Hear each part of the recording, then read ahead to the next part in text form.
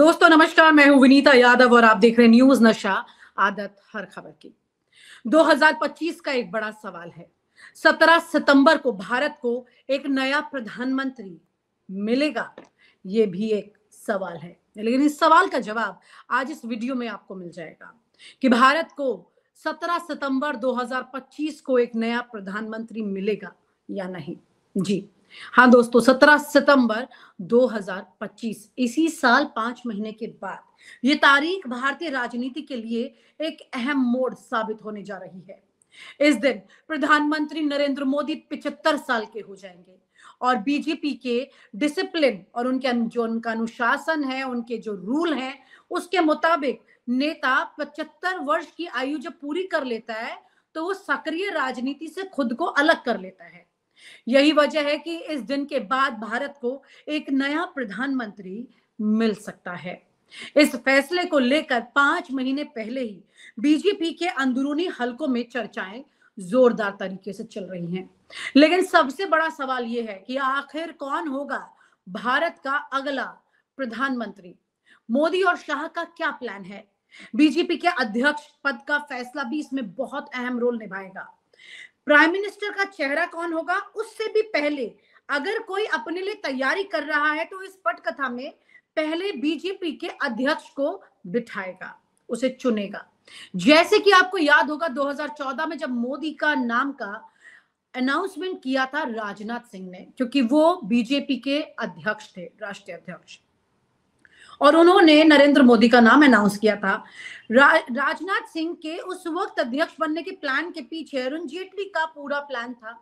अरुण जेटली इस पूरी प्लानिंग के पीछे थे, जिन्होंने ये तय किया था कि अब अध्यक्ष कौन बनेगा। जैसे कि पहले नितिन गडकरी अध्यक्ष थे, लेकिन यहाँ पर तस्वीरें अलग अचानक से बदलती चली गई थी और ये सिर्फ यूं ही नहीं पलट रही थी। ये खेल बहुत कुछ कह रहा था। ये खेल कह रहा था कि किस तरह से आने वाले प्राइम मिनिस्टर के चेहरे के लिए बड़ी चौसर बिछाई जा रही है। एक ऐसी चौसर बिछाई गई जो किसी को समझ में नहीं आई। खुद उस व्यक्ति को उतनी समझ में नहीं आई जिसने इस नाम का अनाउंसमेंट कर दिया था।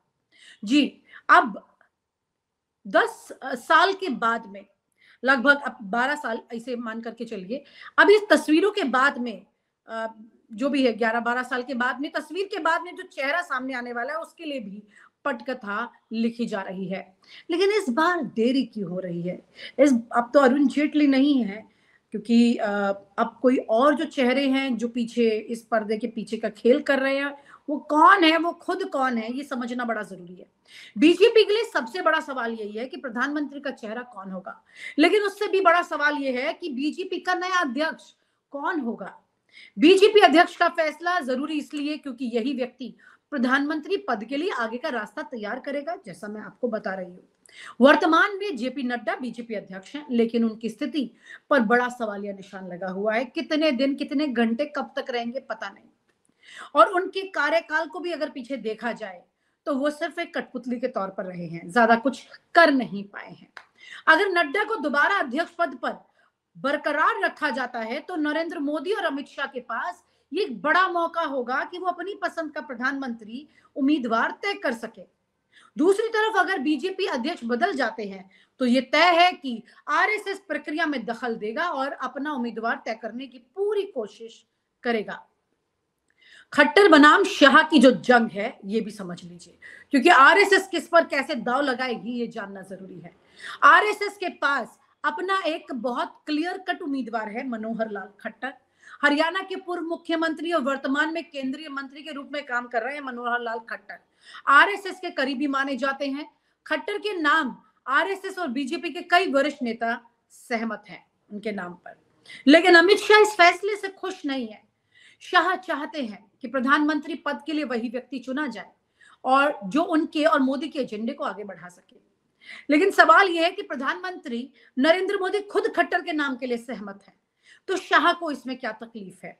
क्योंकि प्रधानमंत्री नरेंद्र मोदी और मनोहर लाल खट्टर के रिश्ते अच्छे रहे हैं, शुरू से रहे हैं, करीबी रहे हैं।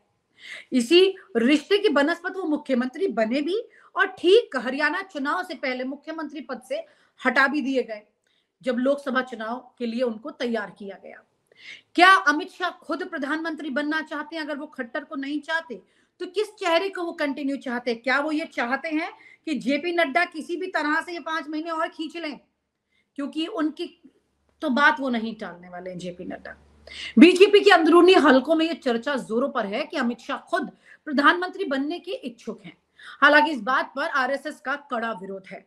आरएसएस का शीर्ष नेतृत्व मानता है कि अमित शाह के नेतृत्व में बीजेपी का हिंदुत्व एजेंडा कमजोर पड़ सकता है, क्योंकि शाह के लिए हिंदुत्व से ज्यादा सत्ता का गणित जरूरी हो जाता है। आरएसएस मानता है कि अगर प्रधानमंत्री पद के लिए योगी आदित्यनाथ को मौका दिया जाए तो पार्टी का हिंदुत्व एजेंडा सुरक्षित रहेगा, जैसा कि योगी आदित्यनाथ पिछले कुछ दिनों से कर भी रहे हैं, जिसे कहते हैं ठंडी ठंडी बर्फ पर भी आग फेंकने की कोशिश कर रहे हैं, यानी कि हिंदुत्व के मुद्दे को बार बार जगाने की कोशिश कर रहे हैं, ऐसा अलख जगाने की कोशिश करते हैं जिससे कि किसी भी हाल में जो कुछ भी हो, योगी जी के चेहरे पर हिंदुत्व का ठप्पा लगा रहे।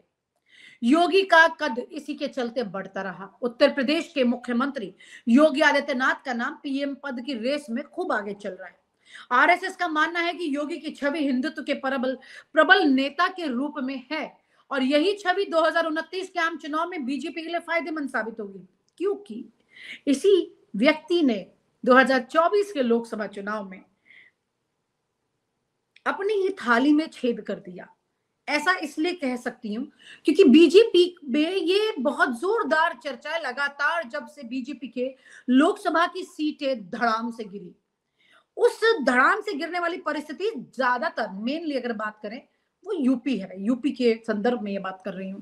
तो उत्तर प्रदेश में जो ये सीटें गिरी, इसमें माना जा रहा है कि इसमें योगी आदित्यनाथ का पर्दे के पीछे बहुत बड़ा खेल था और वही व्यक्ति अब ये 2029 के आम चुनाव में फायदेमंद साबित हो सकता है, ऐसी बात आरएसएस करके चल रही है। यानी कि योगी और आरएसएस के बीच की आपस की सांठ-गांठ ने दिल्ली की सीटों के वजन को कम कर दिया और वही सांठ-गांठ आज पलट के वापस मदद करने के लिए आगे आ रही है। योगी आदित्यनाथ का कद पिछले कुछ सालों में काफी बढ़ा है। उत्तर प्रदेश में उन्होंने बुलडोजर नीति अपनाकर माफिया के खिलाफ सख्त कार्रवाई की, जिससे हिंदू वोट बैंक के बीच उनकी लोकप्रियता काफी बढ़ गई। यही वजह है कि आरएसएस उन्हें प्रधानमंत्री पद के लिए मजबूत दावेदार मान रही है। क्या बीजेपी में इस सब के चलते फूट पड़ जाएगी? हालांकि बीजेपी के भीतर ही संभावनाएं भी जताई जा रही हैं कि प्रधानमंत्री पद को लेकर आरएसएस और अमित शाह के बीच तनाव गहरा सकता है।